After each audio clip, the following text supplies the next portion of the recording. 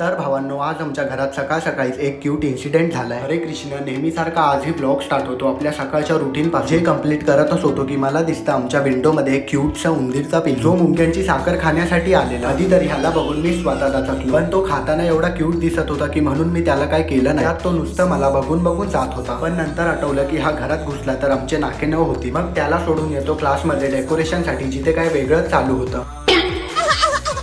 त्यानंतर येतात उद्यासाठी 9 बॉटल थम्सअप, कारण उद्या आमच्या क्लासमध्ये ट्रेडिशनल आणि अॅन्युअल डे आहे, म्हणून त्याचा सर्व प्रिपरेशन करायला आलेले. इथे मला काम भेटतं आपले ट्रेडिशनल वस्तू बनवायचे. जे आउटलाईन करून आम्ही येतो खाली नाश्ता करायला, कारण खूप भूक लागलेली. आणि मग वर आल्यावर सर्वाला पेंट करून घेतो. हा वडापाव, नारळ आणि ही पापलेट जी मी खात नाही, कारण तुमचा भाऊ आहे प्युअर शाकाहारी. संध्याकाळी घरी आल्यावर आपली प्री वर्कआउट मील घेऊन येतो मी जिमला. आमच्या जिमचा एंट्रन्स जरा जास्त झगामगा आहे. जिथे आल्यावर वर्कआउट मध्ये होते माझे फक्त पॉज पुशअपनेच मला एवढा चांगला पंप भेटतो. आपण भेटूया नेक्स्ट ब्लॉग मध्ये. Like, subscribe.